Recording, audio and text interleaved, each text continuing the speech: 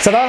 Comment ça se passe pendant le confinement? Ça se passe plutôt pas mal pour vous? Dites-moi comment ça se passe chez vous, vous pouvez me marquer tout de suite en bas en commentaire. Aujourd'hui je vous parle d'une application que le gouvernement est en train de préparer, sur laquelle il travaille, on ne sait pas si elle sortira, en tout cas il travaille dessus. C'est une application qui s'appellerait Stop Covid, qui aurait pour but de venir traquer, suivre les personnes qui l'utiliseraient, qui l'auraient sur leur smartphone, pour pouvoir alerter si vous avez été en contact avec une personne infectée, pour pouvoir vous faire dépister, pour pouvoir donc agir et lutter contre le coronavirus. Je vais donc vous expliquer comment devrait fonctionner cette application, qu'est-ce qu'elle va récolter comme information sur vous, est-ce qu'elle semble être en tout cas pertinente, est-ce que l'État va vous espionner avec cette application, oui ou non. Pour bien débuter, comme tous les jours, je vous ai demandé de vous envoyer vos vidéos de confinement, savoir comment ça se passait chez vous à l'adresse qui s'affiche ici. On va donc regarder la vidéo du jour. Bonjour Monsieur Gr, je m'appelle Jacques, je suis retraité actuellement sur l'île de la Réunion. Je t'envoie ce message lors de ma petite sortie journalière au bord du lagon à l'Ermitage.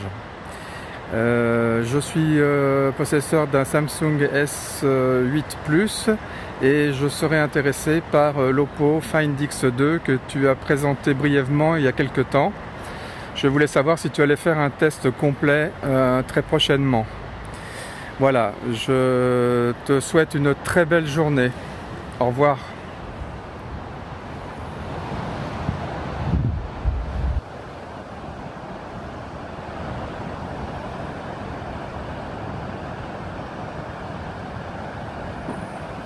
Merci pour cette vidéo. Alors tout d'abord, pourquoi est-ce que le gouvernement planche sur une application qui a priori s'appellerait Stop Covid? Eh bien, ils travaillent dessus dans leur stratégie de déconfinement. Alors la stratégie de déconfinement ne reposera pas sur l'application, mais elle ferait partie d'un ensemble de dispositions qui pourraient arriver très prochainement. Le but étant d'identifier les chaînes de transmission. En gros, de savoir si vous avez été en contact avec une personne infectée. Le principe est le suivant. Dans un restaurant, un lieu, ce que vous voulez, n'importe quel lieu, qui va être ici une jolie petite maison, vous avez une personne ici, qui elle est une personne qui est infectée. Autour d'elle, vous avez plusieurs personnes, un peu de tous les côtés, ça peut être un restaurant, ça peut être un bar, ça peut être tout ce que vous voulez, on parle d'un lieu public. Et bien parmi ces personnes, vous en avez quelques-unes qui ont l'application qui est installée. On va dire plus de la moitié. Au moment où cette personne-là va être dépistée et elle a l'application Stop Covid-19, et bien on va pouvoir contacter toutes les personnes qui étaient autour d'elle à ce moment-là, qui avaient l'application, pour leur dire d'aller se faire dépister. Ça veut dire que par exemple, si vous êtes cette personne-là, et bien on va pouvoir vous contacter pour vous dire de venir vous faire dépister. Alors comment ça va marcher ce truc? Parce que l'idée c'est pas de traquer tout le monde, de venir suivre toute la population française et de savoir exactement où sont les gens, ce qu'ils font en temps et en heure. L'idée c'est pas du tout ça. L'idée c'est pas de rajouter une contrainte liberticide qui viendrait poser un problème supplémentaire lié aux libertés individuelles. L'idée c'est une application que vous pourriez télécharger vous sur la base du volontariat. C'est donc un geste citoyen. Si vous vous sentez concerné, ce qui serait quand même bête de pas vous sentir concerné, eh bien vous allez agir pour venir stopper ou en tout cas freiner la propagation du coronavirus. Alors ça c'est bien beau, mais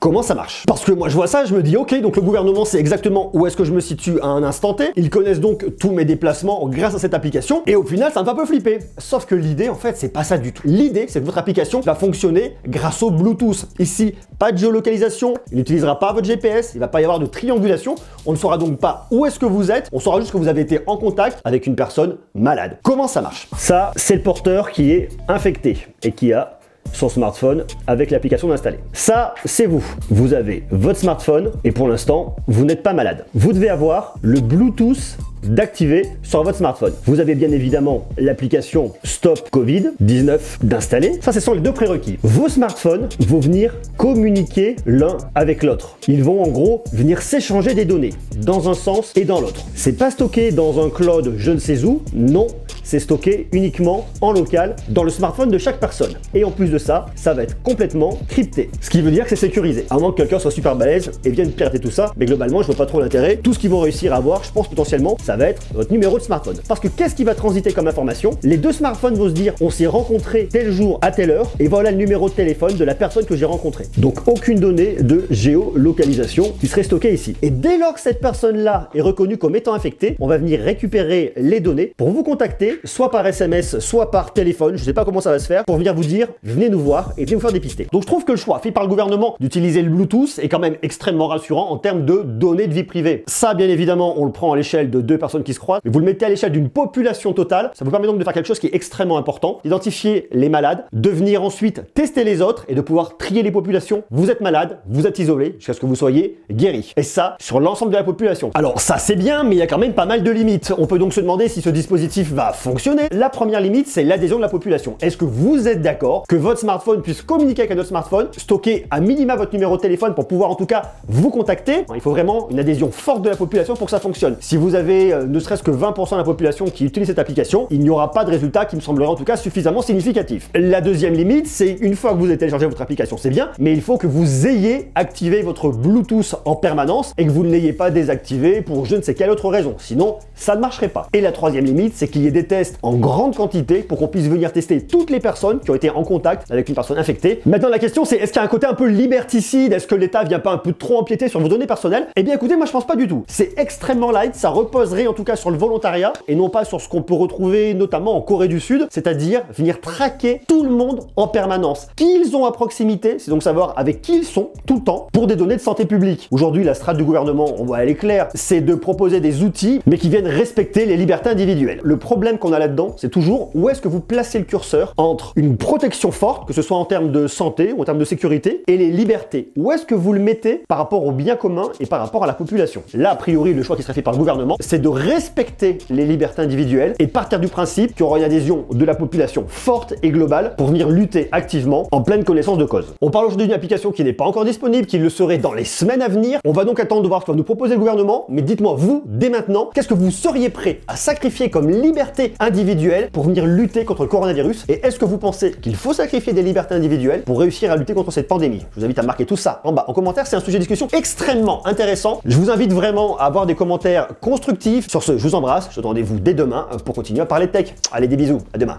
Ciao, ciao.